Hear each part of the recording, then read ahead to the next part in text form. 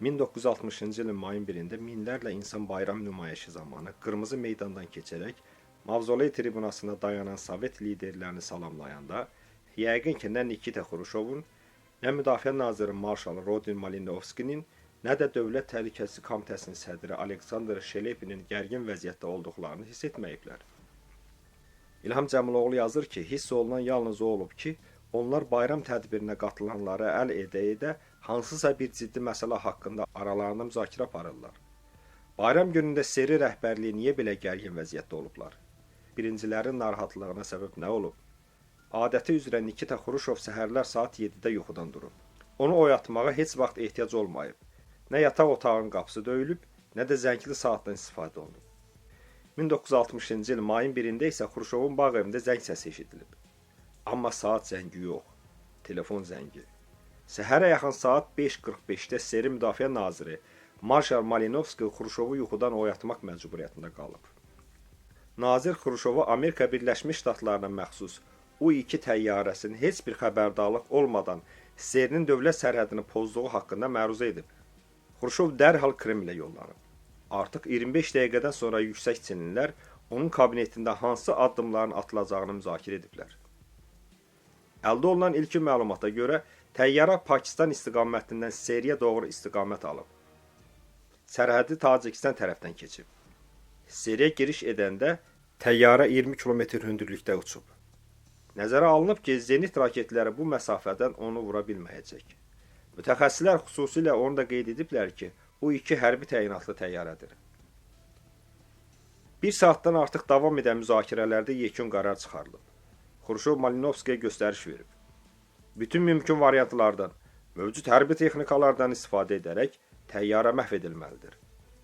Hava hücumundan müdafiə və hərbi hava qüvvələri əməliyyata başlayıb. MiG-19'lar havaya qaldırılıb. Raket qurğuları işə salınıb. 8 raket atəşi cəhdindən sonra nəhayət saat 8:53-də hədəf məhv edilib. Təyyarənin vurulması 57-ci Zenit raket briqadası nəzarət etdiyi ərazidə baş verib. Briqada komandiri əməliyyatdan sonra Müdafiə nazirinə məxfi və tam sürətli telegram göndərib. Məruzə edirəm ki, sizin əmrinizə əsasən Serinin dövlət sərhədlərini pozan U-2 təyyarəsi 1 may 1960-cı ildə Moskva vaxtı ilə saat 8:53-də məhv edilmişdi. Təyyarənin vurulması xüsusi cihazlarda öz əksini tapmışdı. Həmin təsdiq sənədləri əlavə olaraq sizə göndəriləcək. Mayor Varonov. Mühərrikin alışdığını görən təyyarənin pilotu Francis Powers özünü xilas etməyi bacarıb. Paraşütün açılış düyməsini basmağa macal tapan pilot heç bir zədə almadan Sverdlovskdən 30 km aralıda yerləşən Povarniye kəndi yaxınlığında yerə düşüb. Yerdə onu ilk olaraq bir neçə kənd sakini qarşılayıb. Partlayışın səsini eşitdikdən sonra onlar elə düşünüblər ki, paraşütdə inən Sovet pilotudur və kömək məqsədi ilə ona yaxınlaşıblar. Az sonra isə yerli milis və Dövlət Təhlükəsizlik Komitəsinin əməkdaşları hadisə yerində olublar. Francis Powers Moskvaya aparılıb. Məlum olub ki, o Amerika Mərkəzi Kəşfiyyat İdarəsinin əməkdaşıdır. İlk dindirmə zamanı Powers Seriyə hansı məqsədlə təşrif buyurmasını gizlətməyib. Uçuşun məqsədi Sovet İttifaqının hərbi və sənaye obyektlərinin, o cümlədən Baykonur təlim poligonunun və arzanmaz 16 nüvə silahlarının inkişafı mərkəzinin fotolarını çəkmək olub. Bu hadisə Amerika Birləşmiş Ştatları və Seri arasında növbəti gərginlik yaradıb. Amerika prezidenti Dwight Eisenhower pilotun uçuş üçün uyğun olmayan şəraitdə səhvən istiqamətini dəyişdiyini bəyan edib. Seri tərəf isə pilotun ifadələrini, üstündə tapılan xəritə və digər sənədləri sübut kimi ortaya qoyaraq əsl həqiqəti bütün dünyaya nümayiş etdirib.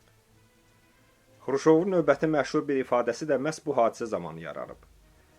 Dünya şahid oldu ki, biz Eisenhower'ın burnunu necə ovduq. Pilotun Amerikada yaşayan valideynləri övladların əfv olması ilə bağlı Xruşova müraciət ediblər. Həmin müraciətə Nikita Xruşov məktubla belə cavab verib. Sizə məlumat verməyi özümə borc bilirəm ki, sizin oğlunuz seri qanunları ilə mühakimə olunacaq. Qanun qanundur və mən məhkəmənin işinə qarışmaq iqtidarında deyiləm. Əgər oğlunuzu görmək istəyirsinizsə, mən sizin seriyə gəlməyinizə kömək edə bilərəm. Beləliklə, Amerikalı pilot Sovet qanunları mühakimə olunub. Məhkəmədə dövlət ittihamçısı qismində Serinin baş prokuroru Roman Rudenko çıxış edib. Məhkəmə Francis Powers'ı 10 il azadlıqda məhrum etmə cəzasını məhkum edib. Qeyd edək ki, məhkəmə prosesi İttifaqlar Evinin sütunu zalında keçirilib. 1962-ci ildə Amerika və Seri arasında əldə olunmuş razılığa əsasən Amerika Birləşmiş Ştatlarında 32 il həbs cəzasına məhkum olmuş Sovet kəşfiyyatçısı polkovnik Rudolf Abellə Francis Powers dəyişdirilib. Amerikaya qayıtdıqdan sonra Francis Powers Uçuş Əməliyyatları adlı xatirələr kitabını yazıb. Mərkəzi Kəşfiyyat İdarəsindən təxris olunan Powers 1970-ci ilə qədər özəl şirkətlərdə pilot kimi çalışıb. 1971-ci ildən KMBC televiziya şirkətində şərhçi kimi fəaliyyətə başlayıb.